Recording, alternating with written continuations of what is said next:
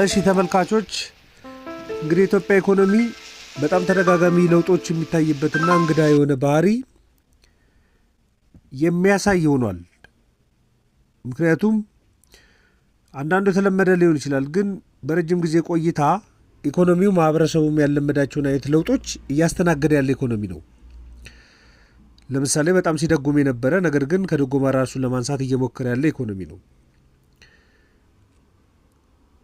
አንዳንድ ክፍያ የሌለባቸው አገልግሎቶች ክፍያ ያለባቸው፣ የብድር ወለዶች መጨመር፣ አዳዲስ የታሪፍ ጭማሪዎች፣ የቅጣት ጭማሪዎች፣ የመንግስት የአገልግሎት ክፍያዎች፣ የግል ሴክተር የአገልግሎት ክፍያዎች በጣም ያልነበሩ ግን መኖር ነበረባቸው ብለን ልናወራ የምንችላቸው ሊሆኑ ይችላሉ። ነገር ግን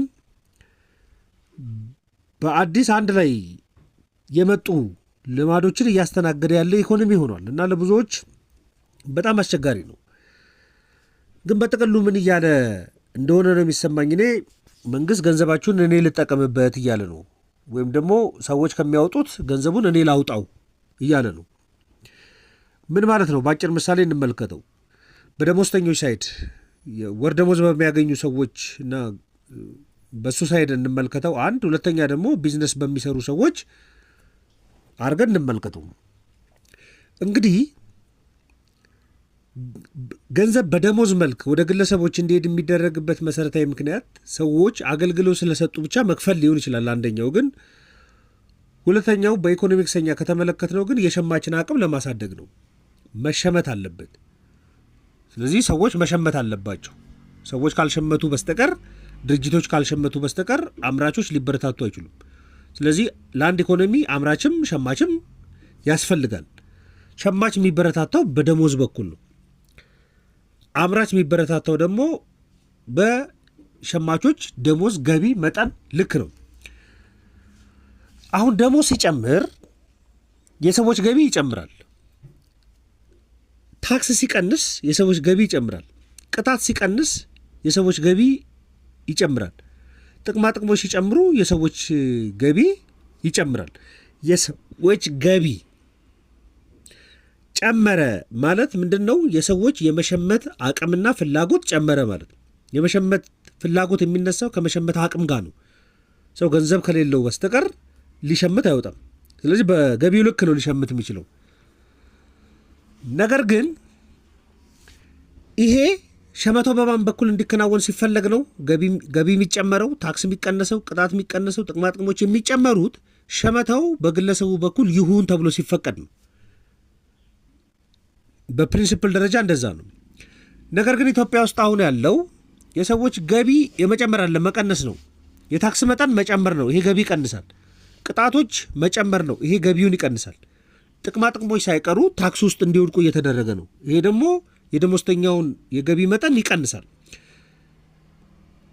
ስለዚህ ምንድን ነው? ሸማች ይዳከማል ማለት ነው። የዚህን ጊዜ ሸማች ሲዳከም ምን እየተባለ ነው ማለት ነው? ወደ መንግስት ገንዘቡ እየሄደ ነው ማለት ነው። ለምሳሌ ታክስ ከፍተኛ ካረገ መንግስት ከታክስ የሚቆርጠውን እሱ እየወሰደ ነው። ቅጣት ከፍተኛ ከሆነ መንግስት ያን ገንዘብ እየወሰደ ነው። ከግብር ውጭ የነበረ ከታክስ ውጭ የነበረ የሰራተኛ ጥቅማ ጥቅም ታክስ ውስጥ እንዲገባ ካረገ ከታክሱ ገንዘብ እየፈለገ ነው። ስለዚህ ወደ መንግስት ገቢ እየሄደ ነው። ስለዚህ መንግስት ገንዘቡን ከወሰደ በኋላ እሱም ሸማች ነው የሚሆነው። ወደ መንግስት ኤክስፔንዲቸር እያደገ ነው። አሁን ኢትዮጵያ ውስጥ በጣም በከፍተኛ መልኩ መንግስት ከደሞዝተኞች ገንዘብ ይወስዳል። እንደው ከትንሹ እንኳን ይሄ ከ1600 ብር እንኳን ብንጀምር 10% እስከሚከፈልበት እስከ ከ10900 ብር 35% እስከሚከፈልበት ብንመለከት ሶስት አይነት ከደሞዝተኞች የሚወሰድ የገንዘብ መጠን አለ። አንደኛው የቀጥታ የገቢ ግብር ነው። 10% ይወስዳል። ትንሹ 10% ነው። 1600 ብር የሚያገኙ ሰዎች፣ ከፍተኛው 10900 ብር የሚያገኙ ሰዎች 35% ነው። አሁን 10% እንኳን የሚቆረጥባቸውን ብንመለከት 10%፣ ከዛ ደግሞ የጡረታ መዋጮ ደግሞ አለ። የጡረታ መዋጮ በረጅም ጊዜ ለደሞዝተኛው ሊሆን ይችላል፣ ግን ለጊዜው ሰውየው ጡረታ እስኪወጣ ግን ገንዘቡ የመንግስት ነው የሚሆነው። መንግስት ጋር የሚቀመጥ ነው፣ በዋስትናነት የሚቀመጥ ነው። ግን መንግስት ዝም ብሎ ያስቀምጠዋል ብሎ መናገር የሚቻል አይደለም። እየተጠቀመበት የሚቆይ ነው። ምክንያቱም ሰውየው ጡረታ ሲወጣ የሚሰጠው ገንዘብ ስለሆነ። ስለዚህ 7% ሆነ የምንቆጥረው ምን ብለን ነው? ለአጭር ጊዜ ቢሆንም ለመንግስት ኢንቨስትመንት የሚያገለግል ነው። ስንት ሆነ ዝቅተኛው? 10 የገቢ ግብር ነው፣ 7 የጡረታ ነው፣ 17% ይሆናል። ሸማቹ ደሞዝተኛ ነህ ተብሎ በአገልግሎት የሚከፈሉ በሸመታ የሚከፈሉ የቫት ወጪዎችን አብሮ ሼር ያደርጋል። 15% ቫት አለበት የትም ቦታ ሲጠቀም ማለት ታክስ ነው። እሱም ከዛች ገቢ ላይ የሚቆረጥ ታክስ ነው። እሱም በደምሩት ኦልሞስት 32% ኃይሉ ታክስ ነው። የ15 ግብሮችን ብትመለከቱ ወደ 37% ይደርሳል። 20% ግብር የሚቆረጥባቸው ወደ 42% ይደርሳል። 25% ግብር የሚቆረጥባቸው ወደ 47% ይደርሳል። 30% ግብር የሚቆረጥባቸው ወደ 52% ይደርሳሉ። ትልቁን 35% የሚቆረጥባቸው 15% ቫት እና 7% ጡረታ ብታደርጉ 57%ቱ ወደ መንግስት የሚሄድ ገንዘብ ነው። ወደ መንግስት የሚሄድ ነው ማለት ነው። ከግማሽ በላይ የሚሆነው ወደ መንግስት የሚሄድ ገቢ ነው። አሁን እንዳውም በቅርቡ ያየሁት ምንድነው የኢትዮጵያ የአደጋ ስጋት አመራር አዋጅ ወጥቷል። እሱ ላይ ለአደጋ ጊዜ ፈንድ ከሰራተኞች ደሞዝ ላይ ይቆረጣል የሚል መዋጮ ይሰጣል የሚል ተመልክቻለሁ። ፐርሰንቱ አልተገለጸም። ግን አንዳንድ ፐርሰንት እንኳን የምታደርጉት 33፣ 38፣ 43፣ 48፣ 53፣ 58 ያደርሷል። 1% እንኳን ቢቆረጥ ከፍተኛ ነው።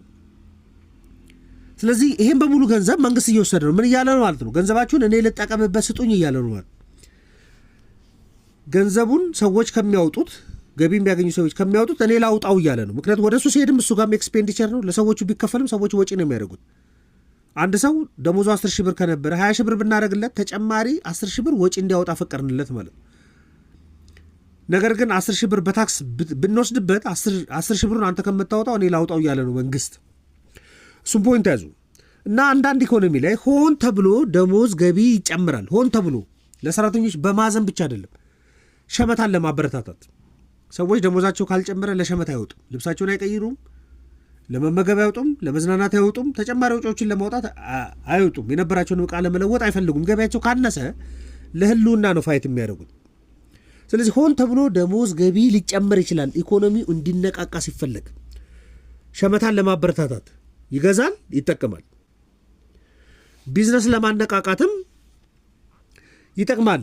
አምራቾች ሸማች አለ ብለው ሲያስቡ የማምረት አቅማቸው ያድጋል።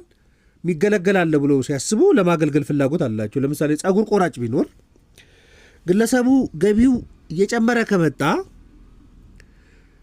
ፀጉር ቤት ያለው ደንበኝነት ፍሪኩዌንሲው ሊጨምርለት ይችላል። በጣም እያጠረ ከመጣ ምናልባት ራሱ ልጆቹን ቤቱ ሊቆርጥ ይችላል። ፀጉር ከወጪ ጋር ቀጥታ አገናኝተ ነው።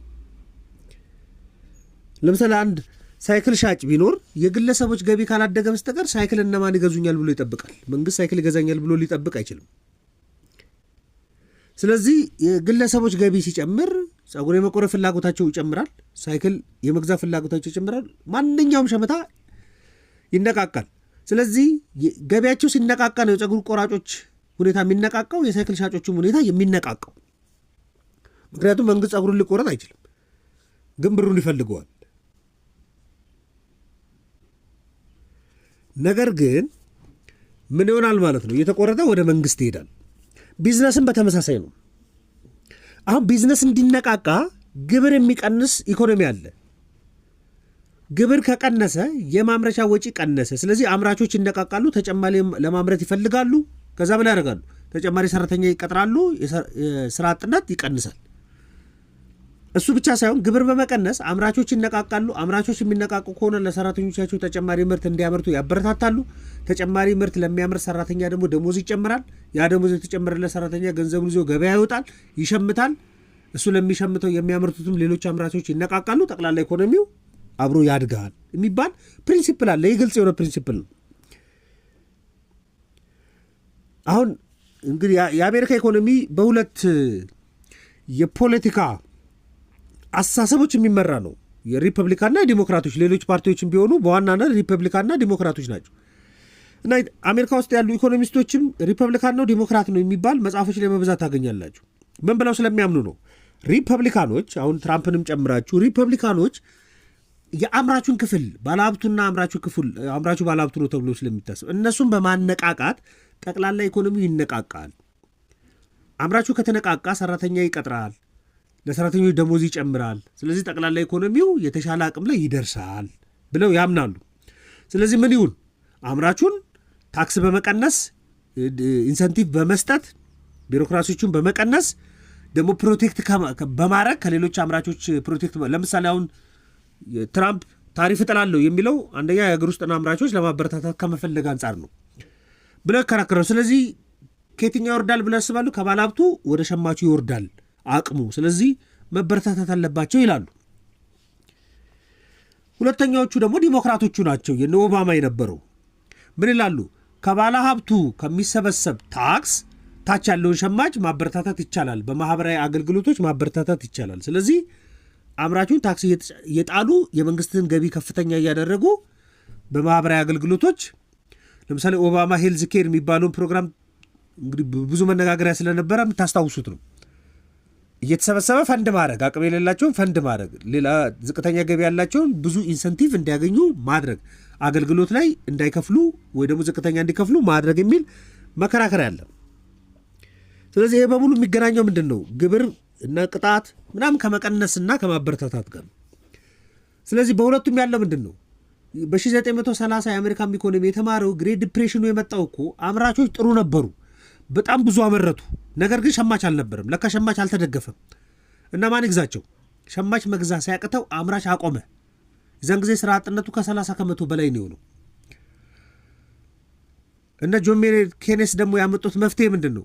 ሸማቹን እስቲ እናበረታታው። ሸማቹን ካበረታታንና ፈንድ ካረግን የመንግስት ወጪ ከተለቀቀና ሰዎች እጃቸው ላይ ገንዘብ ካለ ይሸምታሉ። የሚሸምቱ ከሆነ አምራቾች ስቶራቸው ውስጥ ያለውን ይሸጣሉ። የዛን ጊዜ አምራችና ሸማች ባላንስ ሰርተው ይሄዳሉ የሚል ሐሳብ ሲቀርብ ነበር። አሁን ኢትዮጵያ ውስጥ ግብር ከፍተኛ፣ ቅጣት፣ መዋጮ በጣም ከፍተኛ ነው። ደሞዝ በሚቀበሉ ሰዎች ላይም ቢዝነስን በሚመሩ ሰዎች ላይም በጣም ከፍተኛ ነው። አሁን እንዳው የኢትዮጵያ አደጋ ስጋት ስራ አመራር አዋጅ ላይ የሚለው ንግድ ፍቃድ እንኳን ሲወጣ ለአደጋ ጊዜ ፈንድ የሚሆን የቁርጥ ክፍያ እንዲከፍሉ ሐሳብም ያለበትም። ስለዚህ ምን እያለ ነው ማለት ነው? መንግስት እኔ ገንዘቡን ወስጄ ልጠቀምበት፣ እኔ ጋር ይምጣ ገንዘቡ እያለ ነው። እኛ ደግሞ እንደ ቢዝነስም እንደ ደሞዝ ተከፋይም ሊጠየቅ የሚችለው ጥያቄ ምንድን ነው? ብሩን ለመፈለግከው ነው ጥያቄ የሚሆኑ። አሁን ብሩ አሁን የተወሰደባቸውን ደሞዝተኞችም የቢዝነስ ሰዎችንም የወደፊት የገቢ መጠን ለማሳደግ የምርት አቅም ለማሳደግ ጫና ለመቀነስ ከሆነ እሰየው ሊባል ይችላል። ነገር ግን ፕሮፐር ያልሆነ ወጪ ላይ መንግስት እያወጣው ከሆነ አምራችም ወደፊት መነቃቃት አይችልም፣ ደሞዝተኛውም ወደፊት ሁኔታዎች ተለውጠው የመሸመት አቅሙ ተስተካክሎ የተሻለ ህይወት እንዲኖር ማድረግ አይቻልም ማለት ነው። ስለዚህ የሚወሰደው ለምንድን ነው የፈለግከው ገንዘቡን የሚል ጥያቄ የሜን ጥያቄ ነው። ምክንያቱም ደሞዝተኛውም ለዚች ሀገር ኢኮኖሚ በጣም አስፈላጊ መሆኑን ደሞዝተኛው ለሸማቹ ህልውና መሆኑን ማወቅ በደንብ ነው የሚያስፈልገው። ይችን ሀሳብ ለእናንተ ለማቅረብ ነው። ማንኛውም ሀሳብ አስተያየት ካላችሁ ዘኢትዮጵያ ኢኮኖሚክስ ቪው ቴሌግራም፣ ፌስቡክ ላይ ልትልኩልኝ ይችላላችሁ። ለነበረን ቆይታ በሙሉ ከልብ አመሰግናለሁ። መልካም ቀን።